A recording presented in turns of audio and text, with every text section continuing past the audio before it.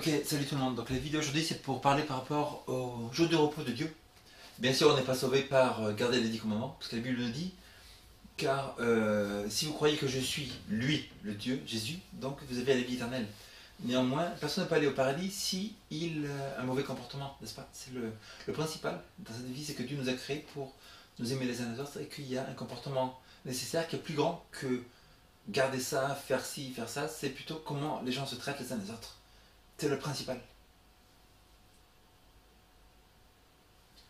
Donc le principal, c'est le comportement. Et Jésus a dit, aimez-vous les uns les autres.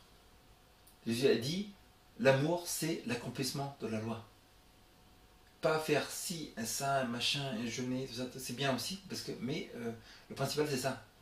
Si vous vous dites chrétien ou musulman, bouddhiste, tout ça, vous avez un mauvais comportement, ou chrétien, si vous êtes chrétien, vous avez un mauvais comportement, vous n'allez jamais au paradis. C'est pas possible. Parce que même si vous avez une Bible, c'est bien, mais ça ne suffit pas. J'ai écrit, la Bible dit que le diable aussi, il connaît la Bible beaucoup mieux que toi. Est-ce que parce que le diable connaît très bien la Bible qu'il va au paradis? Non. Donc on n'est pas sauvé par ça, mais aujourd'hui je vais parler par rapport au sabbat. C'est Colossiens chapitre 2. Donc Colossiens chapitre 2 nous parle de ce que...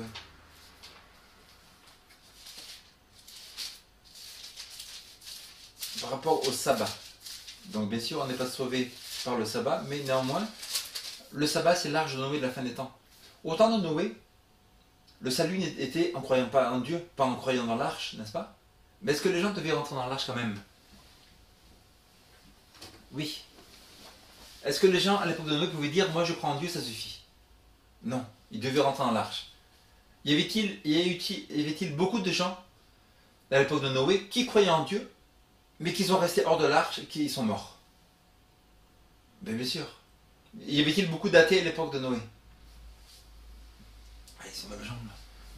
Y avait-il beaucoup d'athées au temps de Noé? Non, il n'y avait pas beaucoup d'athées au temps de Noé. L'évolution n'était pas une religion pratiquée déjà à l'époque. Donc les gens étaient des gens religieux à l'époque, mais seulement quelques-uns ont été sauvés. Seulement 8 sur des millions. La Bible nous dit qu'à la fin des temps maintenant, il va y avoir une grande secousse mondiale. La première bête d'Apocalypse 13, on sait que c'est la papauté. Donc il y a beaucoup de bons catholiques, mais c'est l'organisation qui est diabolique, parce que d'après Daniel chapitre 7, Nabuchodonosor, le roi de Babylone, a un rêve. Daniel chapitre 2, il voit une grande statue. Sur la grande statue, la tête est en or. Ici c'est en argent. Ici c'est en bronze. Les jambes sont de fer. Les pieds, fer et argile.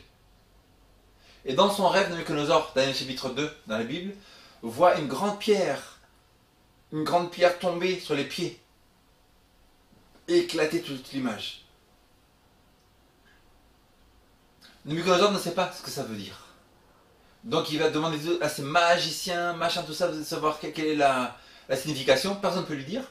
Donc Daniel lui dit, donne-moi du temps, je vais prier. Le prophète Daniel prie, Dieu lui révèle, et Daniel arrive devant Nabuchodonosor et lui dit, toi, Nabuchodonosor, roi de Babylone, le plus grand royaume sur la terre qui a existé, tu es cette tête en or. Puis après toi viendra un autre royaume, puis un troisième, puis un quatrième. Ça veut dire que, quelle est la signification? La tête en or, c'est Babylone. Ce qui veut dire qu'après Babylone, il y a eu quoi comme royaume? Ici, c'est les Mèdes et les Perses. Après les Mèdes et les Perses, il y a eu quoi comme royaume? Bronze. En fait, l'armée de Alexandre le Grand, c'était le bronze. Ici, c'est le bronze. Après, les cuisses sont en quel métal? En fer. Qu'est-ce qui vient après la Grèce? C'est Rome.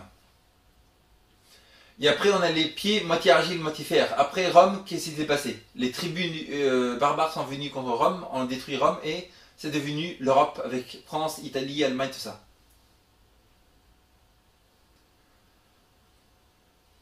La Bible nous dit qu'au temps de ces rois, au temps de la France, Italie, Allemagne, l'Europe, tout ça, cette pierre vient frapper toutes ces nations, et la terre devient le royaume de Dieu. La Bible nous dit dans Daniel chapitre 2 qu'autant que maintenant où on vit, la fin du monde arrive. La même chose nous est décrite dans Daniel chapitre 7 avec 4 bêtes. Le premier c'est un lion, Deuxième, c'est un ours qui est sur un côté avec 3 cornes, parce que les Mèdes et les Perses ont détruit Libya, Égypte et Babylone.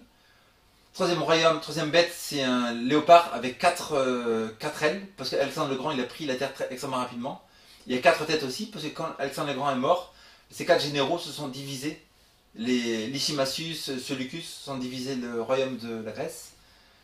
Et après le quatrième royaume, on voit le quatrième bête, c'est une bête indescriptible avec 10 têtes. Une tête, 10 cornes. 10 cornes pourquoi? Parce que dans le chapitre 2, on a les 10 pieds, on a les 10 doigts de pied.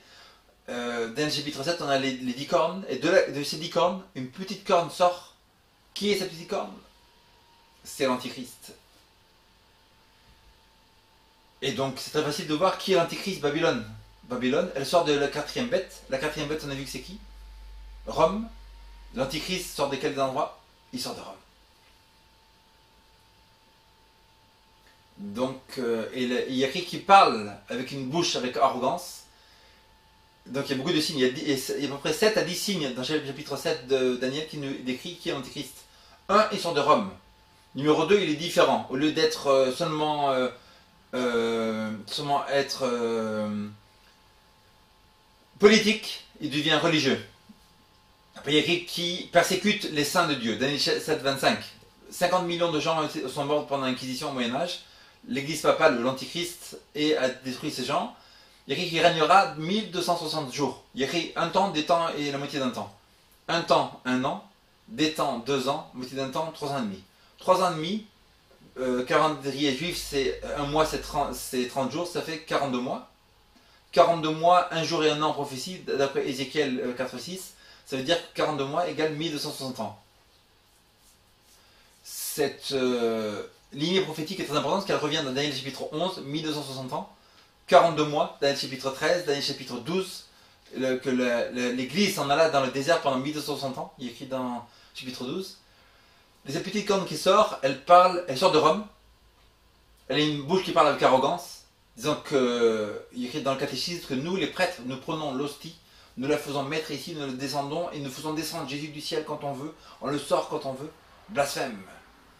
Dire que le pape est infaillible. Blasphème. Dire que le pape est le vicaire du Fils de Dieu, Jésus, qui est écrit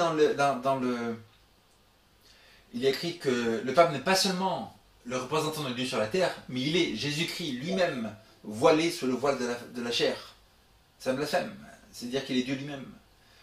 Donc on voit que cet antichrist est... On en est à combien de minutes là? 7 minutes. On voit que ce pouvoir est l'antichrist et l'église catholique. Il est écrit qu'il régnera 1260 ans. Donc 538, Justinien donne le pouvoir au pape temporel et spirituel. 538 ajoute 1260 francs. 1260 plus 538 égale 1798. Que s'est-il passé en 1798? Napoléon envoie le général Berthier à Rome qui prend le pape captif, le ramène en France en prison. La papauté meurt à ce moment-là. Incroyable, non? Daniel 7 nous prédit tout ça d'avance. Et après, il y a écrit bien sûr que dans l'Apocalypse 13 que la blessure mortelle été rétablie et que Mussolini a donné le pouvoir au pape pendant la Seconde Guerre mondiale pour avoir ce pouvoir de nouveau. Et que bientôt toute la terre va adorer cette organisation. Et donc ce pouvoir est le Babylone, l'Antichrist et l'Église catholique.